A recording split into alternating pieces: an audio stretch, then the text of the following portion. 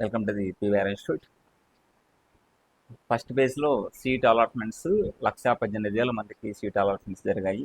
కానీ ఆ, చాలా మంది వరకు 80% పైనే సాటిస్ఫైడ్ లేక, ఆ సీట్తో సాటిస్ఫైడ్ లేక ఇంకా బెటర్ కాలేజ్లో ఇంకా బెటర్ బ్రాంచెస్ కోసం second phase seat allotment, second ఫేజ్లో ఆప్షన్స్ పెట్టుకొని సీట్ అలాట్మెంట్ వెయిట్ చేస్తున్న సమయంలో మనకు నాన్ లోకల్ సమస్య అనేది రావడం అయితే జరిగింది. దీని మీద ఒక ముగ్గురు ఏపీకి సంబంధించిన వాళ్ళు కోర్టు మెట్లు ఎక్కడం కూడా జరిగింది. ఇదే విధంగా ఇదే ఇష్యూ అనేది తెలంగాణ రాష్ట్రం కూడా ఉంది. ఎందుకంటే మన తెలుగు రాష్ట్రాలకు సంబంధించినటువంటి స్థానికత విషయంలో 2014లో పునర్విభజన చట్టం ప్రకారము ఆర్టికల్ 370D, ఆర్టికల్ 370D ప్రకారము 10 సంవత్సరాల పాటు స్థానికత అయితే కల్పించడం అయితే జరిగింది. బట్ ఇప్పుడు ఈ 10 సంవత్సరాల సమయం అనేది కంప్లీట్ అయిన తర్వాత, 2024 కంప్లీట్ అయిన తర్వాత ఈ 2025 నుంచి తెలంగాణ గవర్నమెంట్ GO33 పేరుతో స్థానికత ఎవరికైతే కల్పిస్తుందంటే 9th క్లాస్ నుంచి ఇంటర్మీడియట్ వరకు, 9వ తరగతి నుంచి ఇంటర్మీడియట్ వరకు ఎవరైతే కనుక ఆ రాష్ట్రంలో చదువుతారో వాళ్ళకు మాత్రమే స్థానికత కల్పిస్తుంది. ఒకవేళ ఫస్ట్ క్లాస్ నుంచి 10th క్లాస్ వరకు ఆ రాష్ట్రంలో చదివినా కానీ, ఇంటర్మీడియట్ వేరే స్టేట్లో చదివినా కానీ అది నాన్ లోకల్ కేటగిరీ కిందకి వస్తుంది. వాళ్ళు వచ్చేసి కంపల్సరీ ఫీజు రిమెన్స్మెంట్ వర్తించదు, ఫీజు మొత్తం టోటల్ ఫీజు అనేది పే చేయాల్సిన అవసరం అయితే ఉంటుంది అనేది క్లియర్గా అయితే చెప్పడం అయితే జరిగింది అనమాట. సో దీని మించి కోర్టు ఏం నిర్ణయం తీసుకుందంటే, ఇప్పుడు 9th క్లాస్ నుంచి ఇంటర్మీడియట్ వరకు ఓకే, స్థానికత గురించి చెప్పడం అయితే కనుక మొదటి 10 సంవత్సరాల పాటు సపోజ్ ఏపీలో చదివినా, ఇంటర్మీడియట్ హైదరాబాద్ కానీ తెలంగాణలో కానీ చదివినా, లేదంటే ఆ స్టేట్ వాళ్ళు ఇక్కడ చదివినా కానీ ఇది నాన్ లోకల్ ఇవ్వడం అనేది ప్రస్తుతానికి సరికాదని, సమంజసం కాదని, అదేవిధంగా దీని గురించి పూర్తి స్థాయిలో లిఖితపూర్వకంగా ఒక డాక్యుమెంట్ ఇవ్వాలని కూడా చెప్పడం అయితే జరిగింది. అది శుక్రవారానికి కూడా పోస్ట్ పోన్ అయితే చేయడం జరిగింది. మరి దీని గురించి ఏ విధంగా ఉంటుంది, ఫస్ట్ ఫేజ్ కౌన్సిలింగ్ ఉంటుందా ఉండదా, క్లాసెస్ ఏ విధంగా స్టార్ట్ అవుతాయనే దాని గురించి మనము తెలుసుకుందాం. ఇప్పుడు యాక్చువల్గా గవర్నమెంట్ చెప్పడం ఏదంటే, ఇప్పుడు మీరు చెప్పింది గవర్నమెంట్ ఏదైతే చెప్పింది, యాక్చువల్గా 10 సంవత్సరాల కాలం అనేది స్థానికత అనేది 2024 కంప్లీట్ అయిపోయింది. ఈ సంవత్సరము GO33 పేరుతో తీసుకొచ్చాము. 9th క్లాస్ నుంచి ఇంటర్మీడియట్ వరకు కంపల్సరీ ఇక్కడ చదివి ఉంటేనే స్థానికత కల్పిస్తాం, లోకల్ అని కల్పిస్తాం, లేదంటే నాన్ లోకల్ అవుతుంది, ఫీజు రిమెన్స్మెంట్ వర్తించదని గవర్నమెంట్ చెప్పింది. దానికి కోర్టు ఏం చెప్పిందంటారుగా, మీరు 8th క్లాస్లోనే ప్రతి ఒక్క స్టూడెంట్కి కానీ పేరెంట్కి కానీ రాజ్యాంగం గురించి అవగాహన ఉండకపోయి ఉండొచ్చు, ఇప్పటికీ స్థానికత విషయంలో ఏ పేరెంట్కు తెలియకపోయి ఉండొచ్చు. సో ఆర్టికల్ 370D గురించి ప్రతి ఒక్కరికి తెలియాల్సిన అవసరం ఉందంటారా, అవసరం లేదంటారా? అదేవిధంగా అందరికీ తెలియాలని అయితే లేదు. సో ఇది అందరికీ ఇప్పటికైతే తెలియదు. కాబట్టి 2024 వరకు కంప్లీట్ అయింది ఓకే, కానీ GO33 అనేది ఇప్పుడే మీరు అమలు చేయాల్సిన అవసరం ఏముంది? ఈ సంవత్సరం నుంచి అమలు చేయాల్సిన అవసరం ఉంది. 2024 ఎప్పుడైతే కంప్లీట్ అయిందో ఇప్పటి నుంచి దాని గురించి అవగాహన కలిగి ఉంటారు. ఈ సంవత్సరం నుంచి అంటే ఇప్పుడు 9th క్లాస్ నుంచి చదివే వాళ్ళు ఎవరైనా కానీ, ఇప్పుడు 8th కంప్లీట్ అయిపోయి ఉంటుంది, 9th క్లాస్ ఎవరైనా జాయిన్ అయ్యే వాళ్ళు ఎవరైనా ఉన్నా కానీ వాళ్ళు ఇప్పటి నుంచి జాగ్రత్త పడి, సో మాకు లోకల్ కేటగిరీ రావాలి కాబట్టి మేము తెలంగాణ ఉన్న వాళ్ళం తెలంగాణలో చదవాలి, ఏపీలో ఉన్న వాళ్ళం ఏపీలోనే చదవాలి అనే విధంగా డిసైడ్ అవుతారు. పేరెంట్స్కి అందరికీ అవగాహన అయితే వస్తుంది. కాబట్టి ఈ సంవత్సరం నుంచి జాగ్రత్త పడతారు లోకల్ విషయంలో, నాన్ లోకల్ విషయంలో. కాబట్టి ఇప్పుడు ఇవ్వకుండా, ఈ GO33 అనేది ఇప్పుడు అమలు చేయకోకుండా 4 సంవత్సరాల తర్వాత, అంటే వాళ్ళకి ఇంటర్మీడియట్ కంప్లీట్ అయిన తర్వాత ఇప్పుడు జాయిన్ అయిన వాళ్ళైనా కానీ 4 సంవత్సరాల తర్వాత అంటే 2028 సంవత్సరం నుంచి ఎందుకు అమలు చేయకూడదు అని కోర్టు అయితే ప్రశ్నించడం అయితే జరిగింది. సో ఈ సంవత్సరానికి గాను దీన్ని GO33ని ఎత్తేసి నాన్ లోకల్ కేటగిరీ వాళ్ళకు సైతము లోకల్గా పరిగణించి వాళ్ళకు కూడా ఈ స్థానికంగా అవకాశం కల్పించి GO33 అనే దాన్ని 9th క్లాస్ నుంచి ఈ ఇంటర్మీడియట్ వరకు ఎవరైతే ఏ స్టేట్లో అయితే చదువుతారో ఆ స్టేట్కు చెందిన వారు అవుతారు. ఒక్క సంవత్సరం వేరే స్టేట్‌కి చెందినా గాని ఒక్క సంవత్సరం వేరే స్టేట్‌లో చదివినా గాని అది నాన్ లోకల్‌గా పరిగణించబడుతుంది అని క్లియర్‌గా ఇప్పుడు అందరికి తెలిసి ఉంటుంది. తెలియజేయండి. దాని తర్వాత ఒక 4 సంవత్సరాల తర్వాత దీన్ని అమలు చేయాల్సిన అవసరం అయితే ఉంటుంది. ఇప్పుడు ఆల్రెడీ జాయిన్ అంటారు. ఇప్పుడు ఆల్రెడీ ఒక సంవత్సరం వేరే చోట చదివి కూడా ఉంటారు. సో వాళ్ళకు ఉద్యోగరీత్యా బదిలీ పరంగా కావచ్చు, లేకపోతే ఏ ఇతర కారణాల వలన బదిలీ అయి ఉండొచ్చు, దూరంగా ఉండొచ్చు అనమాట. కాబట్టి ఇది వారిపైన రుద్దడం సరికాదు. దీని మీద మీరు లిఖితపూర్వకంగా ఈ ఫ్రైడే శుక్రవారం రోజున మాకు సమర్పించాల్సి ఉంటుంది.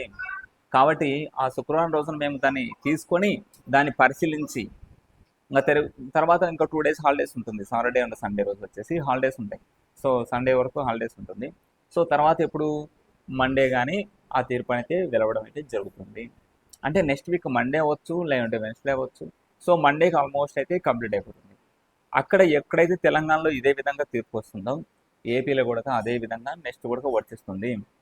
కాబట్టి నెక్స్ట్ వెన్స్డే కల్లా మనది ఏపీ కూడా కంప్లీట్ అవ్వచ్చు. అంటే 11th, 12th, 13th కల్లా కంప్లీట్ అయిపోయిన తర్వాత అప్పుడు అలాట్మెంట్స్ అనేది ఆగస్టు 14th, ఆగస్టు 15th వచ్చే అవకాశం అయితే ఉంటుంది. సో అప్పుడు అలాట్మెంట్స్ అనేది సెకండ్ ఫేజ్ అలాట్మెంట్స్ వచ్చిన తర్వాత అంటే నెక్స్ట్ వీక్ థర్స్డే ఫ్రైడే కల్లా రావచ్చు. అంటే ఇంకొక 1 వీక్ పట్టచ్చు. అయిపోయిన తర్వాత నెక్స్ట్ మండే నుంచి క్లాసులు ప్రారంభమవుతాయి.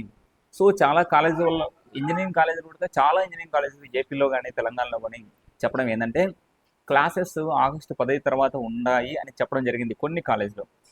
సో ఇప్పటి వరకు క్లాసెస్ అయితే రన్ అవ్వలేదు. సెకండ్ ఫేజ్లో అలాట్మెంట్ వచ్చిన తర్వాతనే క్లాసెస్ అనేది రన్ అవుతాయి. మరి కొన్ని కాలేజీలు ఏం చేస్తున్నాయంటే బేసిక్ క్లాసెస్ అని ఫస్ట్ ఫేజ్లో వచ్చినటువంటి వాళ్ళను దూరంగా పంపించకుండా వాళ్ళు ఏం చేస్తారంటే బేసిక్ క్లాసెస్ అనేసి లేదంటే హాస్టల్ ఫీజు కొంత ఫీజు పే చేసుకోవడం లాంటివి కొన్ని కాలేజీలు చేస్తున్నాయి. ఇది మాండేటరీ కాదు. మీరు సెకండ్ ఫేజ్ అంటే ఫైనల్ ఫేజ్ కౌన్సిలింగ్ అలాట్మెంట్స్ తర్వాతనే ఫీజు పే చేయాలి 1000 అయినా కానీ. మీరు హాస్టల్లో ఉన్నట్టయితే హాస్టల్ ఫీజు తీసుకుంటారు వాళ్ళు. హాస్టల్లో ఉండినందుకు తిన్నందుకు తీసుకుంటారు. సో హాస్టల్కి వెళ్ళాల్సిన వాళ్ళు వెళ్ళాల్సిన అవసరం లేదు. ఈ ఆగస్టు 15 వరకు వెయిట్ చేయండి. ఆగస్టు 15 వరకు వెయిట్ చేయండి. తర్వాతనే మీరు వెళ్ళొచ్చు. అంతవరకు హాలిడేస్ కూడా ఉన్నాయి ఇప్పుడు. సో ఇప్పుడు అంతవరకు పోవాల్సిన అవసరం లేదు. ఎవరైతే ఫస్ట్ ఫేజ్లో మాత్రమే సాటిస్ఫైడ్ అయ్యి వెళ్ళాలనుకునే వాళ్ళు మాత్రము లేదా డే స్కాలర్ ఉన్నటువంటి వాళ్ళు మాత్రము ఫీజు పే చేయకుండా ఒరిజినల్ సర్టిఫికెట్స్ ఇవ్వకుండా వెళ్ళండి. ఒకవేళ మీకు ఒరిజినల్ సర్టిఫికెట్స్ ఇచ్చినా ఇస్తారేమో కానీ ఫీజు మీకు ఇచ్చేసానంటే రిటర్న్ అయితే ఇచ్చే అవకాశం అయితే ఉండకపోవచ్చు, ఉండదు. మీరు అక్కడ హాస్టల్ నుండి తిన్నారంటే ఇంకా. సో అదేవిధంగా రెండో విషయం ఏంటంటే సెకండ్ ఫేజ్లో అలాట్మెంట్స్ కోసం వెయిట్ చేసి డే స్కాలర్ అయినటువంటి వాళ్ళు కూడా వెళ్ళి రావచ్చు. బేసిక్ క్లాసెస్ ఉన్నాయంటే కాలేజీలో కనుక్కొని, ఒకవేళ లేవంటే ఏం పర్లేదు, వెళ్ళాల్సిన అవసరం కూడా లేదు. సో కాబట్టి ప్రతి ఒక్కరికి చెప్పడం ఏంటంటే సెకండ్ పేజ్ అలాట్మెంట్స్ వచ్చిన తర్వాతనే క్లాసులు స్టార్ట్ అవుతాయి ఫుల్ ఫ్లెడ్జ్గా. సబ్జెక్ట్లోంటి ఫస్ట్ చాప్టర్ వరకు మీకు మొదలు పెట్టరు. ఏ సబ్జెక్ట్ అయినా maths, physics, chemistry, computer programming, engineering, drawing, English ఏ సబ్జెక్ట్ అయినా కానీ మీకు అందులో ఒక ఫస్ట్ చాప్టర్ వరకు మీకు చెప్పరు.